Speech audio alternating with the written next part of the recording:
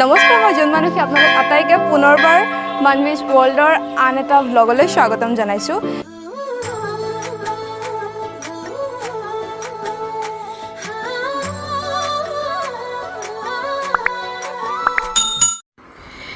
এতিয়া ৰাতি বাজিছে প্ৰায় ৮টা আৰু আমি গৈ আছোঁ এখন বিশেষ ঠাইলৈ। গতিকে ক'লৈ যাওঁ, কি কৰোঁ, সকলোবোৰ দেখা পাব ভিডিঅ'টোৰ জৰিয়তে। গতিকে ভিডিঅ'টো স্কিপ নকৰাকৈ শেষলৈকে চাই থাকক। লগতে মোৰ ভিডিঅ'টো লাইক, কমেণ্ট আৰু শ্বেয়াৰ কৰিবলৈ নাপাহৰিব আৰু মোৰ চেনেলটো ছাবস্ক্ৰাইব কৰি দিব। লগতে আপুনি যদি ফেচবুক পেজত ভিডিঅ'টো চাই আছে তেন্তে পেজটো ফ'ল' কৰি দিব। এয়া আমি পালোঁ আহি ৰঙিয়া ৰেলৱে জাংচন আৰু এইটো মোৰ হ'বলৈ গৈ আছে প্ৰথমটো ৰেলৰ যাত্ৰা। ক'বলৈ লাজে লাগে, কিন্তু ইয়াৰ আগতে মই আজিলৈকে ৰেলত উঠিয়েই পোৱা নাছিলোঁ। এইটো মোৰ ফাৰ্ষ্ট ৰেল যাত্ৰা, গতিকে বহুত বেছি এক্সাইটেড হৈ আছিলোঁ আৰু গোটেই যাত্ৰাটো বহুত বেছি ইণ্টাৰেষ্টিঙো হৈছিলে। গতিকে ক'ত কি কৰিলোঁ, কি নকৰিলোঁ, সকলোবোৰ চাই থাকক আপোনালোকে ভিডিঅ'টোৰ শেষলৈকে। এইটো ফাৰ্ষ্ট এক্সপিৰিয়েঞ্চ, মানে আমি গৈ আছোঁ, ক'লৈ গৈ আছোঁ এইটো আৰু এতিয়া নকওঁ। বা ট্ৰেইনৰ মায়ে ভয় খাইছে গাইছ, মানে আমি ক'ত যাই কেনে ক'ত ওলাম সেইটো বস্তু মই বেয়া পাওঁ।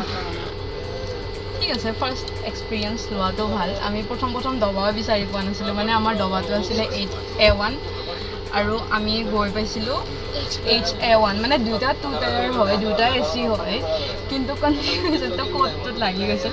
তাৰপাছত আকৌ তাৰ পৰা নামি দৌৰি আহি যেতিয়া তাত চিটকেইটা নাপালোঁ, মানে তাতে চব চিট ভৰ্তি, আমাৰ চিটটো বিচাৰি পোৱা নাই। তাৰপাছত আকৌ দৌৰি আহি ইফালে A1ত পালোঁ। অলপ সময়ৰ কাৰণে ইফালে দিয়া বেগটো অলপ সময়ৰ কাৰণে নাৰ্ভাছ হৈ গৈছিলোঁ, বাট সেই আৰু ফাৰ্ষ্ট এক্সপিৰিয়েঞ্চ কাৰণে এনেকুৱা হৈছে। নেক্সট টাইমৰ পৰা এনেকুৱা নহয়।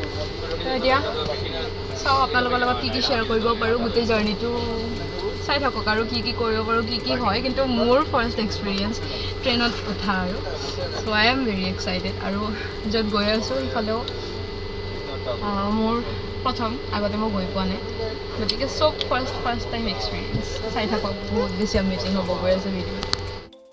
আৰু এয়া আমি আহি পালোঁহি ধেমাজি ষ্টেচন। মানে আমি গৈছিলোঁ আপাৰ আছাম ঘূৰিবলৈ বুলি, আৰু এয়া আমাক নিবলৈ আহি গ'ল আমাৰ মানুহ। আৰু ইয়াৰ পৰা গৈ আমি পোনপ্ৰথমতেই চাৰ্কিট হাউচত ৰুম লৈ থোৱা আছিলে, গতিকে তাতে আমি ৰেষ্ট ল'লোঁ, তাতে ফ্ৰেছ হ'লোঁ আৰু ফ্ৰেছ হৈ মেলি তাৰ পৰা ওলাই আহিলোঁ। আৰু ওলাই ক'ত কেনেদৰে ঘূৰিলোঁ সকলোবোৰ দেখা পাব ভিডিঅ'টোৰ জৰিয়তে।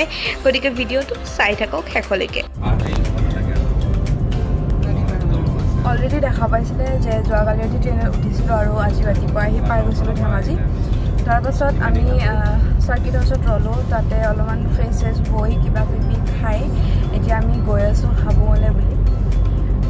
এটাও প্লেচ মই আগতে ঘূৰি পোৱা নাই না, আগতে আহি পাইছোঁ। তথাপিতো নতুন এক্সপিৰিয়েঞ্চ ল'বলৈ গৈ আছোঁ, গতিকে যি পাৰোঁ আপোনালোকক দেখাই যাম। আৰু এতিয়া আমি গোটেইবিলাক গৈ আছোঁ, গতিকে চাই যাওক ভিডিঅ'টো শেষলৈকে স্কিপ নকৰাকৈ। হাবুং হৈছে আহোমৰ দ্বিতীয়খন অস্থায়ী ৰাজধানী। স্বৰ্গদেউ চাওলুং চুকাফাই এই হাবুঙতেই আহোমৰ দ্বিতীয়খন ৰাজধানী প্ৰতিষ্ঠা কৰিছিল। প্ৰায় 285 বিঘা মাটি তেখেতে গড় বান্ধি লৈ এই ঠাইডোখৰত পূজা অৰ্চনা কৰিছিল। হাবুঙৰ বিষয়ে বহুতো জনশ্ৰুতি পোৱা যায়। কিছুমানৰ মতে হা মানে হৈছে ওখ ঠাই, বুং মানে হৈছে দ ঠাই। যিহেতু এই ঠাইডোখৰৰ চাৰিওকাষে দ ঠাইৰে আগুৰি আছে, সেয়েহে দ আৰু ওখ এই দুয়োটা ঠাই মিলাই ইয়াক হাবুং নামেৰে জনা যায়। আৰু কিছু সংখ্যকৰ মতে ব্ৰহ্মপুত্ৰ আৰু সোৱণশিৰি নদীৰ মিলনভূমিৰ যি স্থান, সেই স্থানকে হাবুং নামেৰে জনা যায়। গতিকে যিহেতু পৌৰাণিক বস্তু, জনশ্ৰুতি বহুতো থাকিবই, আৰু সেই জনশ্ৰুতিসমূহ বিশ্বাস কৰিয়ে আমি আগুৱাই যাব লাগিব। এতিয়া বৰ্তমান হাবুং এখন উপাসনাস্থলীলৈ পৰিৱৰ্তন হৈছে। ইয়াতে আহি কোৱা হয় যে মনৰ কামনা পূৰণ হয়, আৰু ইয়াতে যদি আপুনি হাঁহ, কুকুৰা এইবোৰ দান কৰে তেন্তে আপুনি যি ভাবে সেই মনৰ কামনা পূৰণ হয়। যেনেকৈ নহওক কিয় আমিও এই ঠাইডোখৰ প্ৰদৰ্শন কৰাৰ আমাৰো সৌভাগ্য হ'ল। আৰু হাবুঙৰ পৰা ওলাই আমি ধেমাজিতে খোৱা লোৱা কৰি তাৰ পৰা ওলাই দিলোঁ। এয়া আমি পালোঁ বগীবিল দলং, আৰু বগীবিল দলঙত সকলোৱে ৰোৱাৰ নিচিনাকৈ আমিও ৰৈ ভিডিঅ' কৰিলোঁ, ফটো উঠিলোঁ আৰু ইমান ধুনীয়া প্ৰাকৃতিক সৌন্দৰ্য তাকে অলপমান উপভোগ কৰিলোঁ আৰু তাৰ পাছত পুনৰ আমাৰ যাত্ৰা আৰম্ভ কৰিলোঁ দুলীয়াজানলৈ বুলি। যিহেতু আজি আমি ষ্টে' কৰিম দুলীয়াজানতে আৰু চাওকচোন ৰাস্তাৰে যাওঁতে এইটো হৈছে ডিব্ৰুগড়ৰ জগন্নাথ মন্দিৰ। ইমান ধুনীয়াকৈ সজাইছে নহয়, চায়ে খুব ভাল লাগিলে।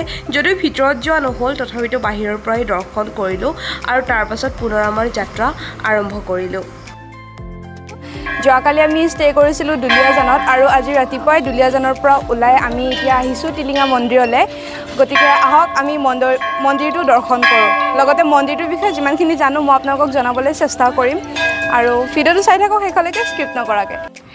টিলিঙা মন্দিৰৰ বিষয়ে বৰ বিশেষ তেনেকুৱা একো জনশ্ৰুতি নাই, কিন্তু কোৱা হয় যে মন্দিৰটোৰ আৰম্ভণিতে মন্দিৰটোৰ কাষতে থকা চাহ বাগানৰ ৱৰ্কাৰসকলে এবাৰ বটগছ এজোপাৰ তলত এটা শিৱলিংগ সদৃশ শিল দেখা পাইছিলে আৰু সেই শিলটো জীৱিত শিল বুলি কোৱা হয়। মানে সেই শিলটো যিমানে বছৰ বাগৰি গৈছে সিমানে ডাঙৰ হৈ গৈছে বুলি বিশ্বাস কৰে সকলোৱে আৰু সেই শিলটোকে আচলতে পূজা কৰে।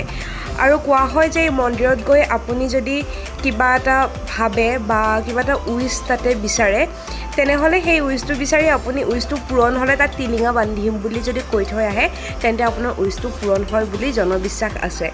আৰু আমিও গৈছিলোঁ, যিহেতু শাওণ মাহ আৰু শাওণ মাহৰ পবিত্ৰ ক্ষণত এনেদৰে শিৱ পূজা কৰিবলৈ পালে নিজকে আৰু কি লাগে নহয়নে?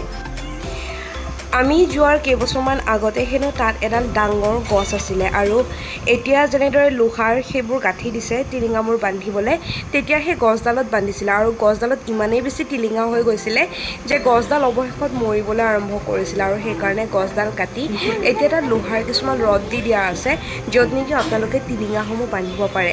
আৰু আচৰিত বিষয় মই এইটো পালোঁ যে ইমানবোৰ টিলিঙা তেনেদৰে পেলাই থোৱা আছে, কিন্তু কোৱা হয় যে তাৰ পৰা হেনো কোনেও সেই টিলিঙাসমূহ চুৰ কৰিবলৈ বা বেচিবলৈ সাহস নকৰে।